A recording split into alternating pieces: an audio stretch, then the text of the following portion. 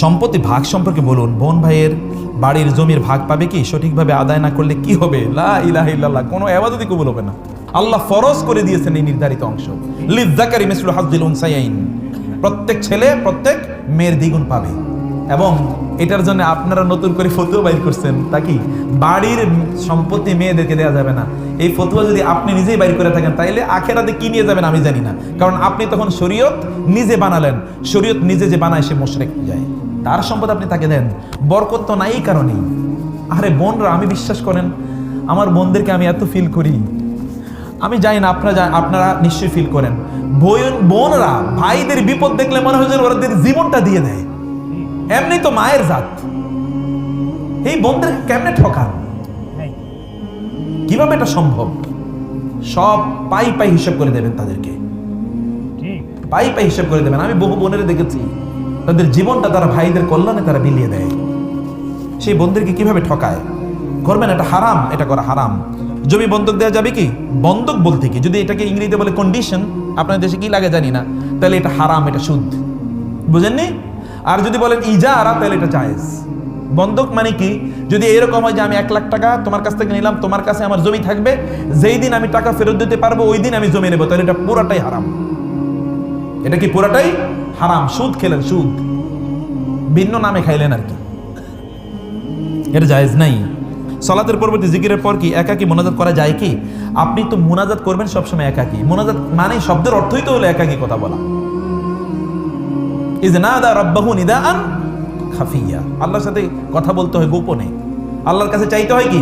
গোপনে। 7 শ্রেণীর লোকদেরকে আল্লাহ আরশের নিচে ছায়া দেবেন। তার মধ্যে ওয়ারাজুলুন যাকারাল্লাহ খালিয়ান ফাফাদাত আইনা, যে আল্লাহকে নির্জনে নিবৃতে ডাকে, একান্তে ডাকে, মানুষের সামনে না। মানুষের সামনে শয়তানও ডাকতে পারে, মনে রাখবেন। মানুষের সামনে ডাকা, কাঁদা, চিৎকার চেঁচামেচি করা, এটা শয়তানের এজেন্ডা। কার এজেন্ডা? শয়তানের এজেন্ডা। শয়তান সবচেয়ে খুশি হয় যখন মানুষ মানুষকে দেখানোর জন্য কাজ করে। ফাওয়াইলুল লিল মুসাল্লিন। মুসলিমদের ঐক্য হবে কিভাবে? মুসলিমদের ঐক্য হবে তাওহীদের উপর। ঐক্য কিসের উপর? তাওহীদের। ওয়ালাউ শাআল্লাহু লাজাআলান নাস উম্মাতাও ওয়াহিদা ওয়ালা ইয়াজালুনা মুখতালিফিন।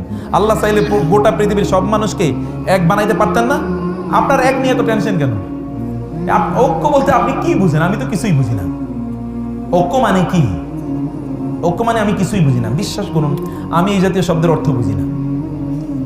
ঐক্য মানে হলো আমরা তাওহীদ এর ব্যাপারে কারোর সাথে কোনো কম্প্রোমাইজ করি না।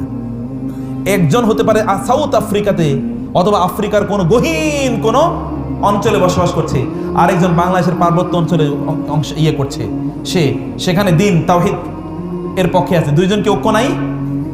আছে কিনা বলেন? বুঝেননি? একজন পার্বত্য চট্টগ্রামের গহীন জঙ্গলে আছে, আরেকজন আফ্রিকার গহীন জঙ্গলে আছে। দুইজনই তাওহীদপন্থী, তাওহীদের ব্যাপারে কোনো কম্প্রোমাইজ নাই। এরা ঐক্যবদ্ধ কিনা? ঐক্যবদ্ধ। আরেকজনে মুসলমান নাম দিয়ে সে মূর্তি পূজা করে, অথবা আরেকজনে অন্য শিরকের মধ্যে নিমজ্জিত। এরা খুবই একতা আছে। এই একতা কি একতা নাকি? না, এটা একতা না। কিসের ঐক্য? ঐক্য কাকে বলে? আহলে হাদিস বলতে কাদেরকে বোঝায়? যারা হাদিস অনুসারে চলে, যারা হাদিস অনুসারে চলে তারা আহলে হাদিস। আর হাদিস কি? হাদিস হলো কোরআনের ব্যাখ্যা। হাদিস এবং কোরআন মাঝে কোনো কি নাই? বৈপরীত্য নাই, কন্ট্রাডিকশন নাই। সালাফরা তারা রাসূলুল্লাহ সাল্লাল্লাহু আলাইহি ওয়াসাল্লাম যাদেরকে আহলুস সুন্নাহ ওয়াল জামাআহ, আহলুল হিল্লি ওয়াল আকদ, অথবা রাসূলুল্লাহ সাল্লাল্লাহু আলাইহি ওয়াসাল্লাম যাদেরকে বলেছেন মা আনা আলাইহি ওয়া আসহাবি আলাইকুম বিসুন্নতি ওয়া সুন্নাতিল খুলাফার রাশিদিন আল মাহদিন, এদেরকে বলা হয় আহলে হাদিস। মানে আপনি যে নামই বলেন, আমি আহলুস সুন্নাহ ওয়াল জামাআহ বললো আছি, আহলুল হাদিস বললো আমি আসি, আহলুল হিল্লি ওয়াল আকদ বললো আমি আসি, মা আনা আলাইহি ওয়া আসহাবি বললো আসি, আত-তায়েফাতুল মানসুরা বললো আসি, আল ফিরকাতুন নাজিয়া বললো আসি, আলাইকুম বিসুন্নতি ওয়া সুন্নাতিল খুলাফার রাশিদিন বললো আসি, আতিউল্লাহ ওয়া আতিউর রাসূল বললো আসি। আমি সব জায়গায়, তবে বক্তব্য একটাই, কোরআন এবং হাদিস ছাড়া কোনো বক্তব্য নাই।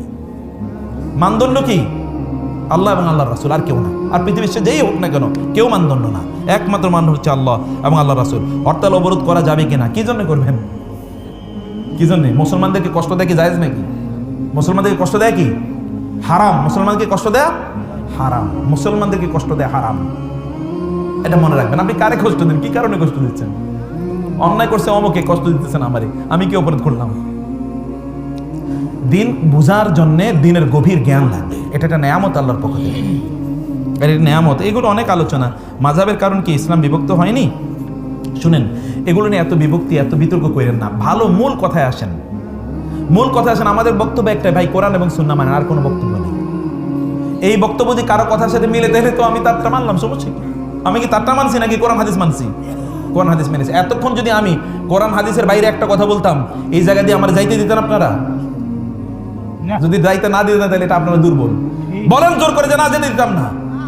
মুসলমানরা যখন এই কথা বলতে পারবে, আমার মতো লোকের সামনে দাঁড়িয়ে বলতে পারবে, যদি আপনি সত্য না বলেন তাহলে এখান থেকে যেতে দেব না, তাইলে ইসলাম বিজয়ী হবে। আবু বকর রাদিয়াল্লাহু তাআলা যখন বলেছেন আমি এই অনুসারে চলবো, এই অনুসারে চলবো, আমি যদি কোরআন এবং সুন্নাহ অনুসারে চলি তাহলে তোমরা আমার আনুগত্য করবে, আর যদি আমি কোরআন এবং সুন্নাহ অনুসারে না চলি ফাকাউইমুনি, আমারে সোজা করে দিও। ওমর রাদিয়াল্লাহু তাআলা বললেন কোরআন এবং সুন্নাহ অনুসারে চললে আমাকে মানবে, কোরআন এবং সুন্নাহ অনুসারে না চললে আমাকে মানবে না। একজন দাঁড়িয়ে বলল, ওমর কোরআন এবং সুন্নাহ অনুসারে না চললে এই যে তলোয়ার দেখেন না, তলোয়ার দিয়ে আপনারা সোজা করে দেব। ওমর বলেন আল্লাহর প্রশংসা আদায় করছি, আল্লাহ উম্মতে মুহাম্মদের মধ্যে এমন লোক রেখেছেন যারা ওমর মতো ব্যক্তির প্রয়োজনে ডান্ডা দিয়ে সোজা করে দেয়। এমনিতেই কি সারা পৃথিবীতে ইসলাম প্রতিষ্ঠিত হয়েছে? মানে যদি আপনি প্রতিষ্ঠা বলেন, ইসলাম প্রসারিত হয়েছে এমনিতেই। আমাদের মতো মে টাইপের লোক দিয়ে ইসলাম প্রচারিত কোনোদিন হবে না। আপনার ভালো লাগলেই সেটা আপনার পক্ষে গেলেই ভালো লাগলো, আর আপনার পক্ষে যদি না যায় তাহলে কি ভালো বললো, উনি কি বলছে, আপনার পক্ষে গেলেই শুধুমাত্র আপনার মজা লাগে। আচ্ছা, রাষ্ট্রে দিন কায়েম করবে কে? যে রাষ্ট্রে আছে, এটা আপনার হয়তো মাথা ব্যথা কেন? আপনার নিজের দিনের খবর কি? আপনার নিজের ঘরে দিন আছে নাকি? বুঝেননি? রাষ্ট্র যিনি পরিচালনা করে এটা তার মাথা ব্যথা, তার জন্য তাকে আল্লাহর কাছে জবাবদিহি করতে হবে। তুমি কেন ওখানে দিন প্রতিষ্ঠা করলে না? আচ্ছা ভাই বলেন তো, আমি তো কোনো ব্যাংকের মালিক না, আল্লাহ কি আমারে বলবে ওই ব্যাংকটা কেন ইসলামিক বানাইলে না? বলবে? আপনাদের কি মনে হয়? আমি এই এলাকার মানুষ না, এই এলাকায় আমি কোনোদিন আসিনি, আপনারাও আমার কোনোদিন দাওয়াত দেন নাই, আমারও এখানে আসার অন্য জায়গায় আমার কাজ। আল্লাহ তো আমার বলবে না ওই মিয়া, অথবা তিনি বলবেন না তুমি আমেরিকা গিয়ে ইসলাম প্রচার করলে না কেন? আমি তো আমার দেশেই করছি, আমার অঙ্গন যতটুকু অতটুকুতে আমি কি করছি তার জন্য আমার দায়িত্ব। কু আনফুসাকুম ওয়া আহলিকুম নারা, নিজের জীবনে আপনি ইসলাম প্র্যাকটিস করেন, ইসলাম প্রতিষ্ঠা করেন। প্রত্যেকটা ঘর যদি ইসলামিক ঘর হয়ে যায় তাহলে রাষ্ট্রতে ইসলাম থাকবে না? নাই থাকবে।